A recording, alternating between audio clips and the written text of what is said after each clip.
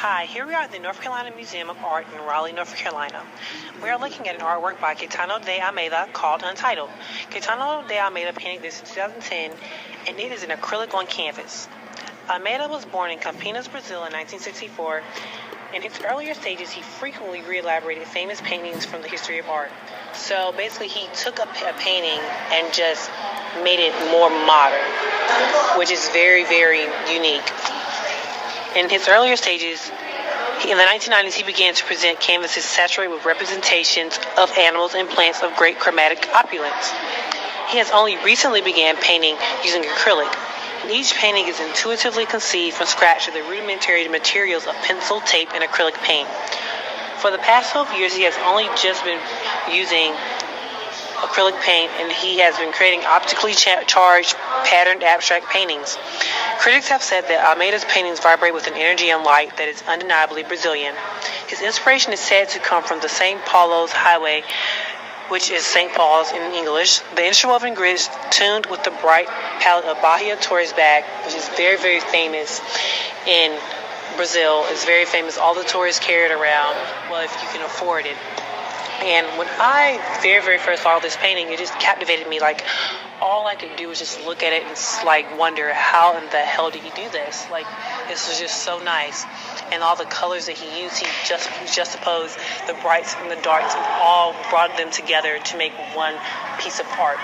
And when I looked at it at first, I thought, okay, this looks just like a basket or some kind of thing you sew or interweave in between.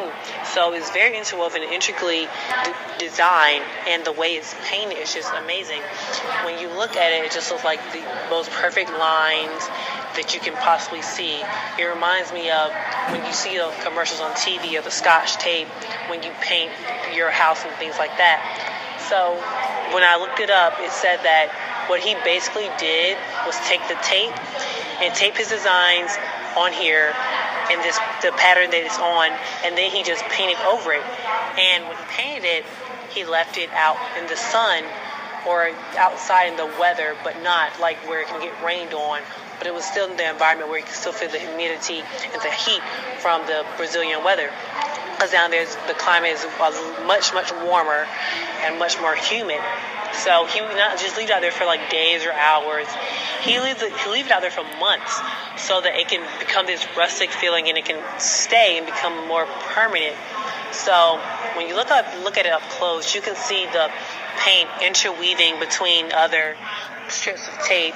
And when I read that he draws inspiration from the highway in St. Paul, I was thinking, well, do they even have highways like this? I mean, it is Brazil, so when I looked it up, St. Paul is very, very thriving and just much like a metropolitan area here in America. So any big city you can think of that has a lot of highways and things like that, it just looks more extended on this canvas, but it reminds me of a highway now as I think about it.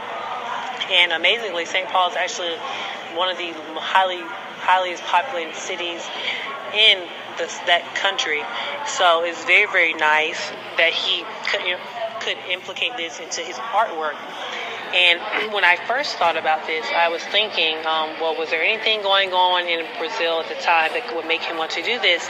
But it really wasn't. He just got his inspiration from the highways and put it onto this canvas. So I thought that was very, very nice how he brought his country into his paintings. And the fact that people can tell that this is Brazilian is just shocking, because I honestly didn't know, but I guess you would have to be a trained critic to actually know that. But it's very, very nice, and the canvas is really filled up. I mean, there might be some negative space, but it's very, very filled up, and it's not humongous, but it is a very nice and large painting. And I'm just shocked that it was even done. And when I just looked at it, I just thought, this is the most amazing thing ever. I got stuck on it when I first saw it. I just said, I have to analyze this painting.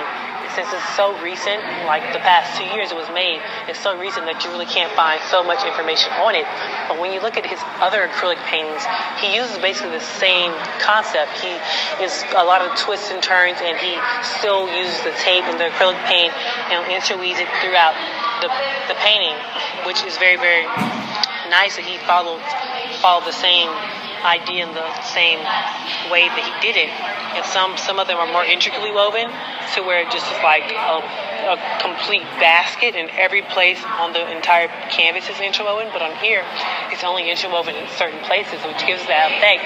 And he brings some of the colors in to make one great burst of color. Like in the middle of this painting, you see a bunch of reds and yellows and oranges, but when you step back, it just gives you the effect of like an orangish yellow color, and it just brings it all together. And he juxtaposes the lights and the dark so well that you would think just everything goes together, and this is just naturally how it should be, which is very amazing. And I just love this painting. It's my favorite one here, and this is just amazing.